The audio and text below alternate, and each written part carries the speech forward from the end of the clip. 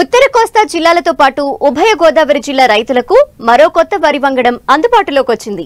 స్వర్ణకు ప్రత్యామ్నాయంగా మారుటేరు పరిశోధనా స్థానం వారు రూపొందించిన MTU 1318 రకం అధిక దిగుబడులను నమోదు చేస్తోంది. 2022లో విడుదలైన ఈ రకం తెగుళ్లను తట్టుకుని తక్కువ పెట్టుబడితోనే అధిక దిగుబడినిస్తోంది. ఖరీఫ్ కు అనువైన ఈ రకం గుణగణాలేంటో ఇప్పుడు చూద్దాం.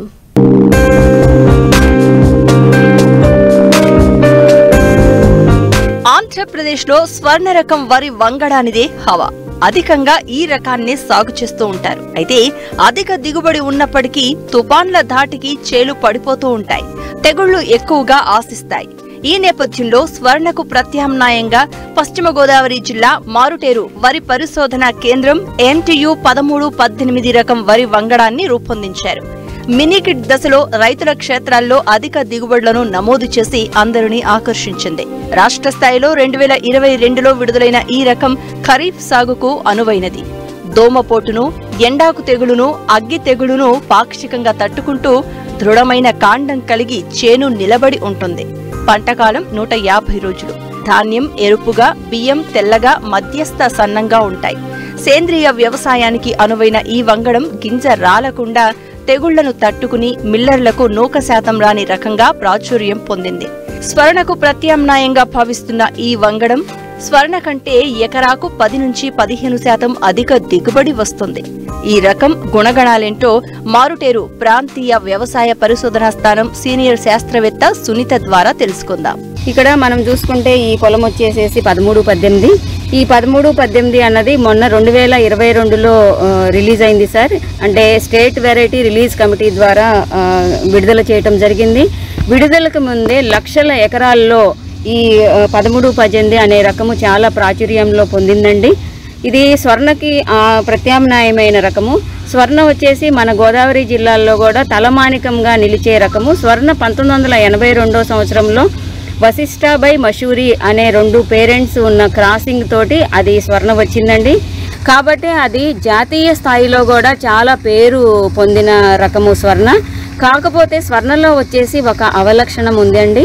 అది వచ్చేసి మన ఈ కోస్టల్ ఏరియాలో ఎప్పుడు కూడా తుఫాన్లు, ఈదురుగాలులు నవంబర్ మాసంలో అట్లా వస్తూ ఉంటాయి. కానీ స్వర్ణలో వచ్చే అవలక్షణం ఏంటంటే అది ఈ తుఫానుకు కానీ ఈదురు గాలులకు కానీ అది చాపలాగా పడిపోతుందండి. కాబట్టి వాళ్ళు రైతులందరూ మమ్మల్ని ఏమని అడిగారంటే స్వర్ణలాగా ఉండే గోల్డెన్ కలర్లో ఉండే విత్తనము, పడిపోకుండా ఉండే విత్తనాన్ని మాకు పరిశోధనలు జరిపి అందజేయవలసిందిగా మమ్మల్ని కోరారండి. కాబట్టి ఈ నేపథ్యంలో మేము దీనిని పరిశోధనలో అంటే స్వర్ణ క్రాసింగే. అది స్వర్ణ వచ్చేసేసి పేరెంట్, దాని ఫిమేల్ పేరెంట్ తల్లి వచ్చేసి స్వర్ణ, తండ్రి వచ్చేసేసి 1064. అది దాని పేరు అమర. అది ఎప్పుడు కూడా దృఢత్వంగా ఉంటుంది అమర అనే రకము. కాబట్టి ఆ 1064 రకముతోటి క్రాస్ చేసి ఈ క్రాసింగ్ ద్వారా ప్రజనన విభాగంలో మేము ఈ పెడిగ్రీ మెథడ్ ద్వారా మేము దానిని విడుదల చేయటం జరిగిందండి. ఇది స్వర్ణలాగే ఉంటుంది, పడిపోకుండా ఉంటుంది. అంటే మేము పరిశోధనలు జరిపాము.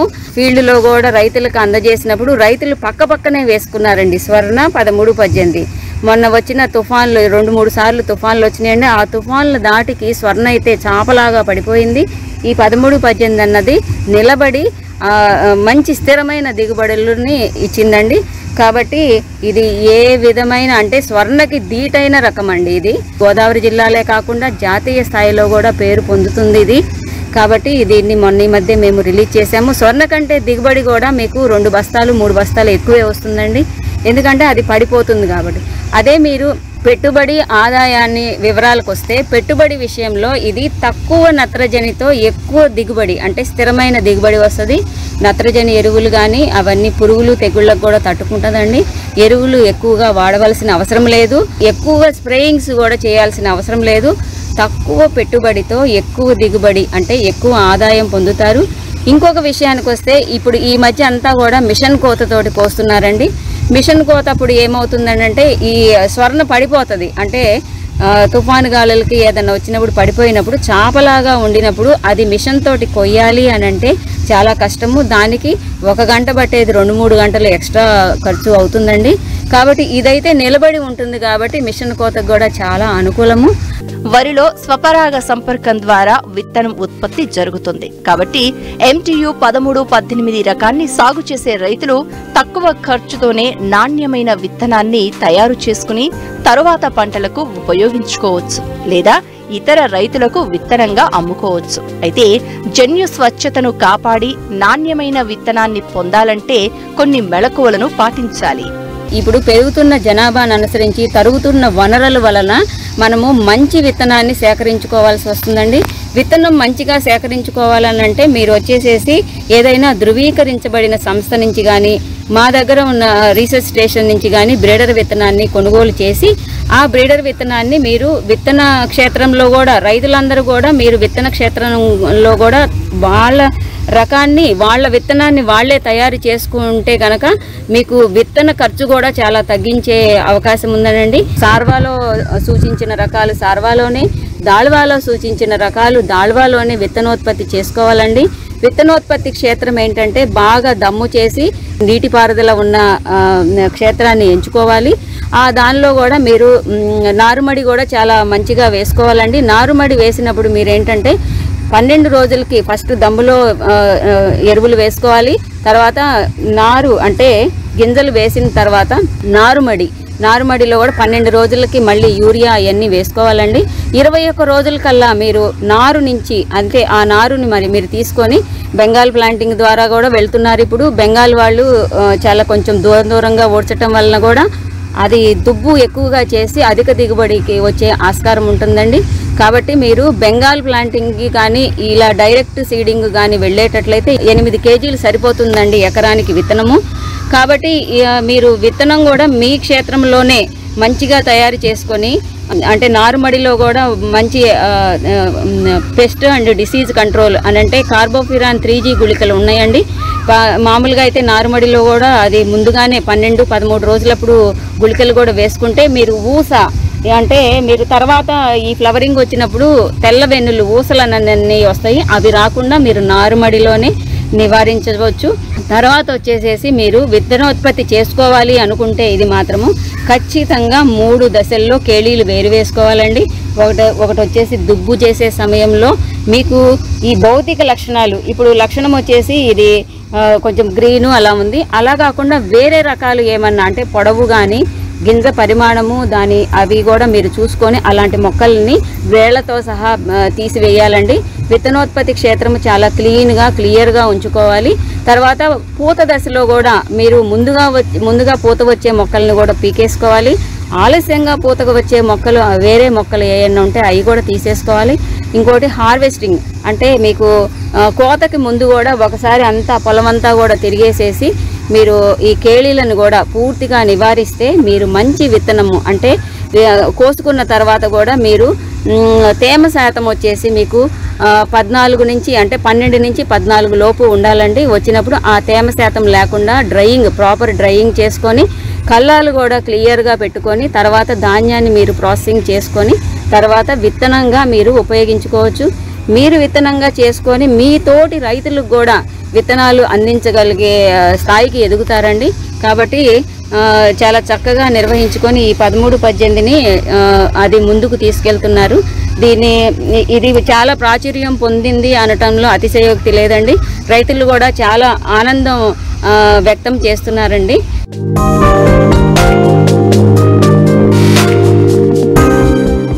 తక్కువ ఖర్చుతో ఖచ్చితమైన నికరాదాయం పొందుతూ రైతు లోకానికి స్ఫూర్తిదాయకంగా నిలుస్తున్నారు ప్రకాశం జిల్లాకు చెందిన ఓ రైతు. ప్రణాళికాబద్ధంగా సాగు చేస్తూ నాణ్యమైన అరటిని పండిస్తున్నారు. దీంతో వ్యాపారులు గెల చెట్టుపై ఉన్నప్పుడే అధిక ధర చెల్లించి మరీ కొనుగోలు చేస్తున్నారు. అరటి సాగులో మంచి లాభాలను గడిస్తున్న ఈ రైతు ద్వారా సాగు వివరాలు తెలుసుకుందాం.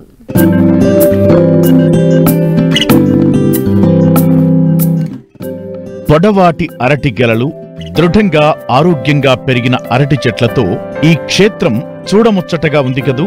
ప్రతి గెలలోనూ 8 నుంచి 12 హస్తాలకు తగ్గకుండా ఉన్నాయి. ఈ తోటను చూసిన వారెవరైనా అబ్బా అనకమానరు. ప్రకాశం జిల్లా ఎర్రగొండపాలెం మండలం వై కొత్తపల్లి గ్రామంలో ఉంది ఈ క్షేత్రం. తోటను నిశితంగా గమనిస్తూ ఇటుగా వస్తున్న ఈ రైతే ఈ అద్భుత వ్యవసాయానికి సృష్టికర్త. పేరు రమణారెడ్డి.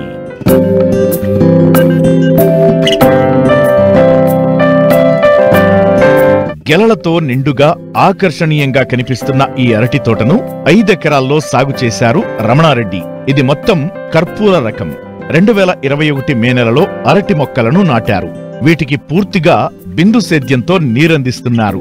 ఎరువులను డ్రిప్ ద్వారా ఫర్టిగేషన్ పద్ధతిలో ప్రతి 2 రోజులకు ఒకసారి చొప్పున ఇస్తున్నారు. ప్రస్తుతం అరటి గెలలు కోతకు సిద్ధమయ్యాయి. వ్యాపారులు తోట వద్దకే వచ్చి కొనుగోలు చేస్తుండటంతో రైతుకు రవాణా ఖర్చులు కూడా తగ్గి మంచి ఆదాయం పొందుతున్నారు. ఈ అరటి సాగు అనేది మేము దాదాపు 10 సంవత్సరాలు చేస్తున్నామండి. ఇది వచ్చేసి ఎక్కువ కాలం ఉన్న ఏరియాలో బాగా పండుద్దండి. కానీ మన మెట్ ఏరియా అయినా కూడా మా బోర్ల కింద కష్టపడి మేము పండిస్తున్నాము. ఇది వచ్చేసి సీడ్ వచ్చేసి హైదరాబాద్ నుంచి తెప్పించుకుంటామండి. కంపెనీ వచ్చేసి జైన్ కంపెనీ. అయితే ముందు సాళ్ళు తోలుకోవాలండి. సాళ్ళు తోలుకొని అచ్చు వచ్చేసి 6x6 ఎటు చూసిన ఒక మొక్కకి 6 అడుగులు ఎడలు పెట్టుకోవాలండి. ఎటు చూసిన 6 అడుగులు ఉంటుంది.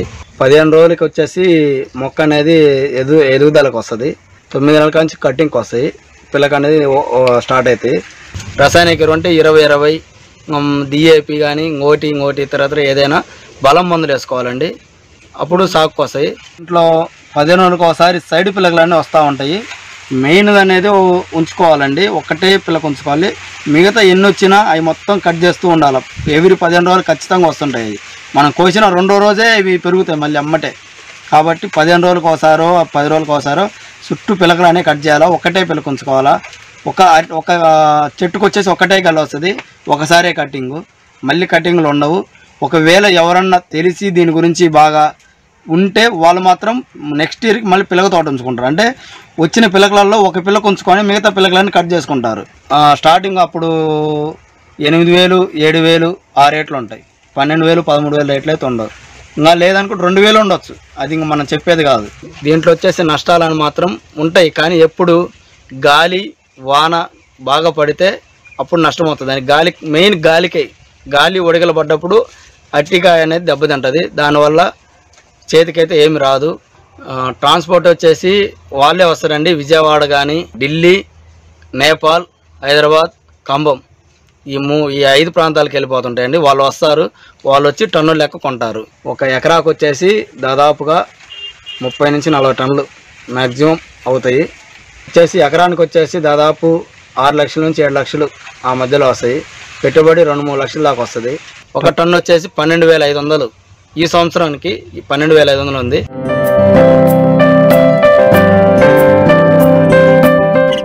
మనిషికి మంచి ఆరోగ్యం, పోషక విలువలుండే ఆహారాన్నిచ్చేవి చిరుధాన్యాలు. ఒకప్పుడు గ్రామీణ ప్రాంతాల్లో వీటినే సాగు చేస్తూ వీటి ద్వారా ఆహారాన్ని సమకూర్చుకునే పరిస్థితులుండేవి. కానీ కాలక్రమంలో వీటి సాగు గణనీయంగా తగ్గిపోయింది. ఇప్పుడంతా బియ్యం, గోధుమలపైనే ఆధారపడుతూ అనారోగ్యం పాలవుతున్నారు. అయితే చిరుధాన్యాల ప్రాధాన్యతను గుర్తించిన కేంద్ర ప్రభుత్వం ఈ ఏడాది చిరుధాన్యాల సంవత్సరంగా ప్రకటించి వీటి సాగును ప్రోత్సహించేందుకు అనేక ప్రణాళికలు ప్రవేశపెట్టింది. దీంతో గ్రామీణ ప్రాంతాల్లో చిరుధాన్యాల సాగు మళ్లీ ప్రారంభమైంది. చిరుధాన్యాల సాగు వలన మంచి ఆహారం దొరకడమే కాకుండా భూమి సారవంతం కావటానికి ఎంతో ఉపయోగపడుతుంది.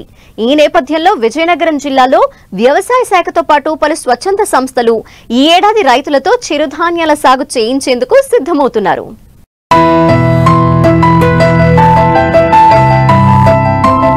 జొన్నలు, సజ్జలు, కొర్రలు, వరిగెలు, రాగులు, అరికెలు, ఊదలు వంటి చిరుధాన్యాల పేర్లు నేటి తరానికి పెద్దగా తెలియవు. కానీ ఒకప్పుడు ఇవే మనకి ప్రధాన ఆహారం. ముఖ్యంగా గ్రామీణ ప్రాంతాల్లోని మెట్ట భూముల్లో వీటినే ప్రధాన పంటలుగా పండించేవారు. కానీ వీటి సాగు క్రమంగా కనుమరుగైపోయింది. ఎక్కడో గిరిజన ప్రాంతాల్లో తప్ప మైదాన ప్రాంతాల్లో వీటి సాగు ఎక్కడా కనిపించడం లేదు. మంచి ఆరోగ్యం, పోషక విలువలుండే ఈ చిరుధాన్యాల స్థానంలో ప్రస్తుతం రసాయనిక ఎరువులతో పండించే బియ్యం, గోధుమలే మనకి ప్రధాన ఆహారంగా మారాయి. వీటిని తినడం వలన ఎన్నో వ్యాధులను కొని తెచ్చుకున్నట్లవుతోంది. ఈ పరిస్థితుల్లో చిరుధాన్యాల సాగును ప్రోత్సహించేందుకు ప్రభుత్వాలు చర్యలు ప్రారంభించాయి. వీటిని తినడం వలన ఆరోగ్యం, పోషకాలే కాకుండా భూమిని సారవంతం చేయడంలో చిరుధాన్యాల సాగు ఎంతో ఉపకరిస్తుంది. అందుకని ఈ ఏడాది మిల్లెట్స్ సాగుకు పెద్దపీట వేశాయి ప్రభుత్వాలు. ఇందులో భాగంగా విజయనగరం జిల్లాలో పలు మండలాల్లో ఈ మిల్లెట్స్ సాగును ప్రారంభించారు. జిల్లాలో 2007 నుంచి పనిచేస్తున్న సబలా అనే స్వచ్ఛంద సంస్థ జిల్లాలో ప్రకృతి వ్యవసాయాన్ని ప్రోత్సహిస్తూ వస్తోంది. ఈ ఏడాది మిల్లెట్స్ సాగుపై రైతుల్లో అవగాహన కల్పిస్తూ సాగు పట్ల అవగాహన కల్పిస్తోంది. వ్యవసాయ శాఖ, ఏపీసీఎన్ఎఫ్ సహకారంతో జిల్లాలోని కొత్తవలస, ఎల్కోట, వేపాడ, జామి తదితర మండలాల్లో చిరుధాన్యాలతో పాటు నవధాన్యాల సాగును ప్రారంభిస్తున్నారు. మేము సబలా స్వచ్ఛంద సంస్థ కార్యదర్శిగా పనిచేయడం జరుగుతుంది. మేము విజయనగరం జిల్లాలో దాదాపుగా గత 25 సంవత్సరాలుగా మేము పనిచేయడం జరుగుతుంది. అయితే సబలా సంస్థ ద్వారా ఈ మన గ్రామీణ ప్రాంతాలు, ముఖ్యంగా కొత్తవలస, ఎల్కోట, వేపాడ, జామి తదితర మండలాల్లో ఏదైతే వర్షాధార రైతులు, వర్షాధార భూములు, మెట్టు భూముల్లో పూర్తిగా కనుమరుగైపోయినటువంటి చిరుధాన్యాల సాగును మరలా పునరుజ్జీవనం చేసి చిరుధాన్యాల సాగు ద్వారా చిరుధాన్యాల సాగు జీవులందరికీ బాగు అనే కాన్సెప్ట్ ద్వారా మేము చిరుధాన్యాల సాగు ప్రారంభించిన తరుణంలో మాకు ప్రభుత్వం ద్వారా మొట్టమొదట 2007లో పురుగు మందులు లేని వ్యవసాయం ద్వారా మొదట ప్రారంభించాము.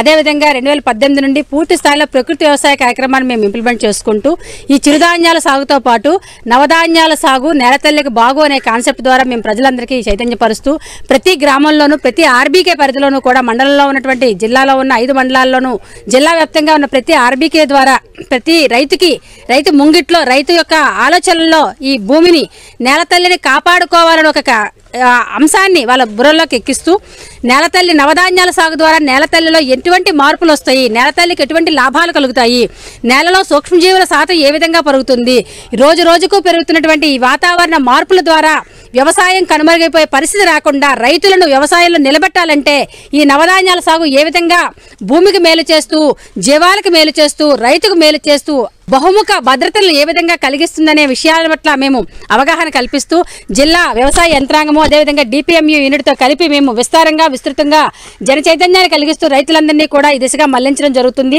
ఇంటింటా విత్తనాలు, మడిమడిలో చిరుధాన్యాలు అనే కాన్సెప్ట్తో ప్రతి ఒక్క రైతు దగ్గర ఉన్న సొంత విత్తనాలన్నీ కూడా సేకరింపచేయడము, వచ్చిన విత్తనాలన్నీ కలిపి ఏకపింట విధానం కాకుండా వ్యవసాయ వైవిధ్యాన్ని పెంచడానికి గాను రైతుకు ఆల్మోస్ట్ 365 రోజులు కూడా గ్రీన్ కవర్ ఉండే విధంగా, అదేవిధంగా భూమి నుండి అనేక రకాల ఒకే ఒక ఏక పంటతో వచ్చే లాభమే కాకుండా వర్షం ఒకవేళ ఆపితే రైతు నష్టపోయే పరిస్థితి రాకుండా ఆకుకూరల ద్వారా, కూరగాయల ద్వారా ప్రతి ఒక్క పంట నుండి కూడా కుటుంబ ఆహార భద్రత, అదేవిధంగా పూర్తి స్థాయి సమాజ ఆర్థిక భద్రతను కూడా కలిగించే విధంగా మేము మా సబలా స్వచ్ఛంద సంస్థ ద్వారా పూర్తి స్థాయిలో పనిచేయడం జరుగుతుంది. దీంట్లో మా చిరుధాన్యాల చెల్లెళ్ల సంఘాలు, ప్రతి గ్రామంలో ఉన్నటువంటి చిరుధాన్యాల చెల్లెళ్ల సంఘాలు ప్రతి ఆర్బీకే ఉన్నటువంటి ఆర్బీకే స్టాఫ్తో, వ్యవసాయ సిబ్బందితో కలిసి ప్రణాళికలు రూపొందించుకొని, విత్తనాల ప్రణాళికలు చేసుకొని ప్రతి రైతుకి కూడా ఒక కిట్టు, నవధాన్యాల కిట్టును దాదాపుగా 20 నుండి 25 రకాల విత్తనాలతో కలిపినటువంటి ఒక కిట్ని రైతుకి అందుబాటులో ఉంచి త్వరగా వర్షం పడగానే ఇమీడియట్గా విత్తనాలు వేసుకునే విధంగా 40 నుండి 45 రోజుల్లో వరికి ముందు భూమిని పూర్తిగా అంటే ఆహార భద్రత, ఆరోగ్య భద్రత, పోషకాహార భద్రత, పశుగ్రాస భద్రతతో పాటు పర్యావరణ భద్రతలో అనే ఒక ఆలోచనతో తీసుకుంటూ ఆల్మోస్ట్ వాళ్ళకి జీవనోపాధుల భద్రత కూడా కలిగించే దిశగా మా సబలా సంస్థ ద్వారా మేము పనిచేయడం జరుగుతుంది. దీంట్లో ప్రతి ఒక్క గ్రామం నుండి చిరుధాన్యాల చెల్లెళ్ల సమూహాలు, చిరుధాన్యాల చెల్లెళ్ల సంఘాలు లీడ్ రోల్ తీసుకుంటూ వ్యవసాయ శాఖతో కలిపి ముందుకు వెళ్లడం జరుగుతుంది. కొత్తవలస మండలం చీడివలస క్లస్టర్లో 2293 ఎకరాల్లో 2198 రైతులు సాగు చేస్తూ ఉండగా లక్కవరపుకోట మండలంలో 2291 ఎకరాల్లో 1953 మంది రైతులు ప్రకృతి వ్యవసాయం చేస్తున్నారు.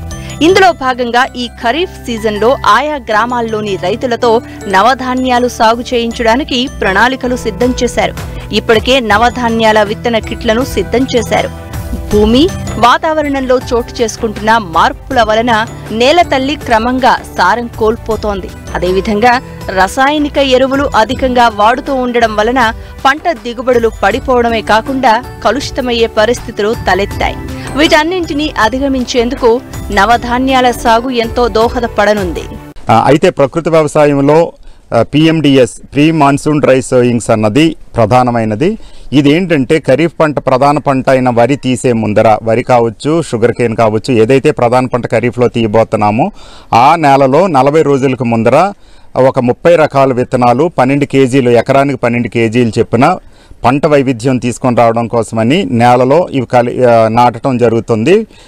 ఇందులో చిరుధాన్యాలు కావచ్చు, సీరియల్స్, ఆకుకూరలు, ఆయిల్ సీడ్స్, ఇట్లా రకరకాల విత్తనాలు, ఒక 30 రకాల విత్తనాలతో నాటించడం జరుగుతుంది. ఇది జరిగి ఫ్లారింగ్ ముందర, అంటే విత్తనాలు మొలకెత్తి ఎదుగుతున్నాక ఎప్పుడైతే పూతకొస్తాయో పూతకు ముందర నేలలో కలియదున్నడం వలన నేలలో, అంటే నేల మీద ఏమో పంట వైవిధ్యం జరుగుతుంది, నేలలో జీవన వైవిధ్యం ఉంటుంది. ఈ జీవన వైవిధ్యం వల్ల నేలలో ఉన్న సూక్ష్మజీవులు, వానపాములు, బ్యాక్టీరియా, వైరస్, ఫంగై ఇవన్నీ యాక్టివేట్ అయ్యి బాగా మల్టిప్లై అవుతాయి. తర్వాత ప్రకృతి PMDS వలన నేలలో ఏదైతే జీవ వైవిధ్యం వల్ల ఏంటంటే చీడపీడలు అన్నది ప్రధాన పంటకి ఎక్కువగా రావు. కాబట్టి ప్రతి రైతు ఈసారి మేము ఎంతమంది అయితే రైతులతో మేము ఏ గ్రామాల్లో ప్రకృతి వ్యవసాయం చేయిస్తున్నామో అక్కడ ఉన్న మొత్తం ల్యాండ్ అంతా PMDSతో కవర్ చేయించడం కోసం ప్రణాళిక సిద్ధం చేసుకున్నాం. అందరూ విత్తనాలు కూడా రెడీ చేసుకున్నారండి. కిట్లు అన్నది 30 రకాల విత్తనాలతో 12 నుంచి 13 కేజీల విత్తనాలు ఎకరానికి సరిపోయేటట్టు కిట్లు తయారు చేయటం, పంపిణీ కూడా జరిగింది. చిరుధాన్యాల సాగుతో మళ్లీ పూర్వ వైభవం కనిపిస్తోందని రైతులు సంతోషం వ్యక్తం చేస్తున్నారు. పూర్వం ఈ చిరుధాన్యాల సాగు ఆహారంగా తీసుకోవడం వలన అప్పటి తరం వారు మంచి ఆరోగ్యంగా ఉండేవారని, కానీ ఇప్పుడు రసాయనిక ఎరువులతో పండించిన ఆహార ఉత్పత్తులు తినడం వలన తరచూ అనారోగ్యం పాలవుతున్నారు. అలాగే రసాయనిక ఎరువుల వాడకం వలన భూమి సారం కూడా కోల్పోతోందని, ఫలితంగా దిగుబడులు పడిపోతున్నాయని రైతులు చెబుతున్నారు. ఈ పరిస్థితుల్లో ప్రభుత్వాలు ముందుకొచ్చి చిరుధాన్యాల సాగుపై దృష్టి పెట్టడం సంతోషదాయకమని చెబుతున్నారు. చాలా సంవత్సరాల నుంచి ఈ సబలా ఆర్గనైజేషన్ ద్వారా సిరిధాన్యాలు సాగు మీద అవగాహన, మా గ్రామంలో అందరూ కూడా సిరిధాన్యాలు పండించడం జరుగుతుంది. అందులో భాగంగానే మరి ఈ సంవత్సరం నుంచి నవధాన్యాల కాన్సెప్ట్ తీసుకొచ్చి సబలా ఆర్గనైజేషన్ ద్వారా నేల ఆరోగ్యంగా ఉండాలనే దిశగా ఈ నవధాన్యాలు తీసుకురావడం జరిగింది. ఎందుకంటే ఇంతకుముందు రైతులందరూ కూడా రసాయనిక ఎరువులు వాడి భూమిలో ఉన్నటువంటి సత్తువునంతా పోయి భూమిలో సారవంతం అంతా తగ్గిపోయింది. మళ్ళీ ఆ భూమిలో మళ్ళీ పూర్వవైభవం రావాలంటే ఈ నవధాన్యాల ద్వారా మళ్ళీ ఆ భూమి ఆరోగ్యవంతంగా ఉంటుంది. ఈ మన మండలంలో ఉన్నటువంటి 8 ఆర్బీకేల ద్వారా ఈ నవధాన్యాలు తీసుకొచ్చి భూమిని సారవంతం చేయాలనే ఉద్దేశంతో మన గ్రామంలో ఈ సంవత్సరం ప్రవేశపెట్టడం జరిగింది. మన అందరు రైతులు కూడా తప్పనిసరిగా ఈ నవధాన్యాలు వాడినట్లయితే అందరికీ కూడా ఉపయోగకరంగా ఉంటుంది. మొత్తం మీద జిల్లాలో పలు మండలాల్లో చిరుధాన్యాల సాగు ఒక యజ్ఞంలా ప్రారంభమై రైతుల్లో కొత్త ఉత్సాహాన్ని నింపుతోంది.